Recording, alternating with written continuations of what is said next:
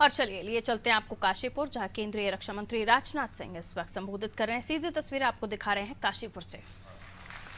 स्वागत करता हूं और देवभूमि उत्तराखंड में हूं। देवभूमि उत्तराखंड को भी मैं नमन करता हूं। गढ़वाल से लेकर कुमायूं तक उत्तराखंड के कण कण पर मुझे लगता है कि देवताओं का आशीर्वाद है मेरे बहनों भाइयों। और इस भूमि ने एक से एक वीर सपूतों को जन्म देने का काम किया है। यदि उत्तराखंड को मैं ये कहूं कि यह शौर्य और पराक्रम की धरती है, तो यह कहना भी अतिशयोक्तिपूर्ण नहीं होगा। उत्तराखंड क्षेत्रफल की दृष्टि से, जनसंख्या की दृष्टि से छोटा राज्य हो सकता है, लेकिन बहनों भाइयों, बड़ी संख्या में भारत की सीमाओं की रक्षा करने वाले सैनिक यदि कहीं से निकलते हैं तो इसी उत्तराखंड की धरती से निकलते हैं। हम लोग रक्षा मंत्री हैं, हमारे अजय भट्ट जी हैं, हम दोनों लोग काम करते हैं, मिलकर काम करते हैं।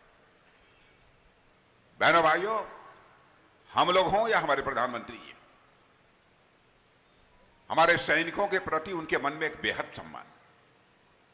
मुझे याद है कि 2013-14 में मैं पार्टी का राष्ट्रीय अध्यक्ष था और वह प्रधानमंत्री पद के उम्मीदवार थे। हरियाणा की एक सार्वजनिक सभा को संबोधित करने जा रहे थे, तो उन्होंने बताया कि अध्यक्ष जी मैं जा रहा हूं और आज पूर्व सैनिकों के लिए 1 रैंक 1 पेंशन की घोषणा मैं करूंगा। और बहनों भाइयों, उन्होंने घोषणा कर दी और प्रधानमंत्री बनने के साथ ही पूर्व सैनिकों के लिए 1 रैंक 1 पेंशन की व्यवस्था लागू कर दी। जबकि कांग्रेस पार्टी बार बार यह आश्वासन देती रही पूर्व सैनिकों को और लगभग 25-30 वर्षों से लगातार आश्वासन देती रही, लेकिन उस काम को नहीं कर पाई। हर बार जब बजट पेश होता था 500 करोड़ रुपए का प्रोविजन कर देते थे और उसके बाद 1 रैंक 1 पेंशन लागू नहीं करते थे। लेकिन हम लोगों ने 1 रैंक 1 पेंशन के तहत अब तक 1 लाख करोड़ रुपए अपने पूर्व सैनिकों को हस्तांतरित कर चुके हैं।